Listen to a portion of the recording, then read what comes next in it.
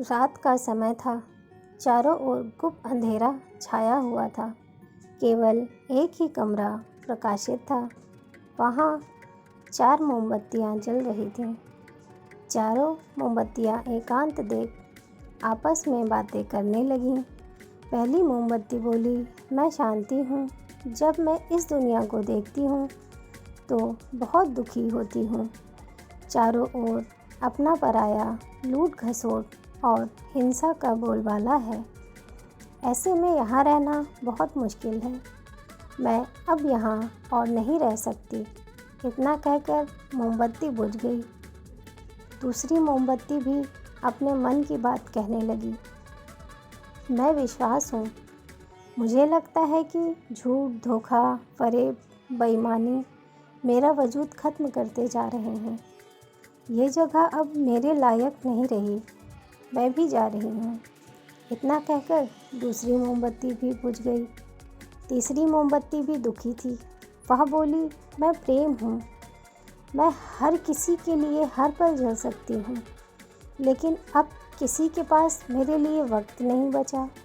स्वार्थ और नफ़रत का भाव मेरा स्थान लेता जा रहा है। लोगों के मन में अपनों के प्रति भी प्रेम भावना नहीं बची। अब ये कहना मेरे बस की बात नहीं। मेरे लिए जाना ही ठीक होगा। कहकर तीसरी मोमबत्ती भी बुझ गई। तीसरी बत्ती बुझी ही थी कि कमरे में एक बच्चे ने प्रवेश किया। मोमबत्तियों को बुझा हुआ देख उसे बहुत दुख हुआ। उसकी आंखों से आंसू बहने लगे। दुखी मन से वो बोला, इस तरह बीच में ही मेरे जीवन में अंधेरा कर कैसे जा सकती हो तुम? तुम्हें तो अंत तक पूरा जलना था, लेकिन तुमने मेरा साथ छोड़ दिया। अब मैं क्या करूँगा? बालक की बात सुन चौथी मोमबत्ती बोली, घबराओ नहीं बच्चे, मैं आशा हूँ और मैं तुम्हारे साथ हूँ। जब तक मैं जल रही हूँ तुम मेरी लौ से दूसरी मोमबत्तियों को भी जला सकते हो। चौथी मोमबत्ती की बात सुनकर बच्चे की उम्मीद बंध गई। उसने आशा के साथ शांति, विश्वास और प्रेम को पुनः प्रकाशित कर दिया। इस कहानी से हमें ये सीख मिलती है कि जीवन में समय एक सा नहीं रहता। कभी उजाला रहता है तो कभी अंधेरा।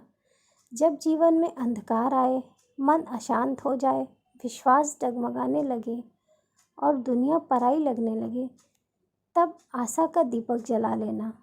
जब तक आशा का दीपक जलता रहेगा, जीवन में कभी अंधेरा नहीं हो सकता। आशा के बल पर जीवन में सब कुछ पाया जा सकता है।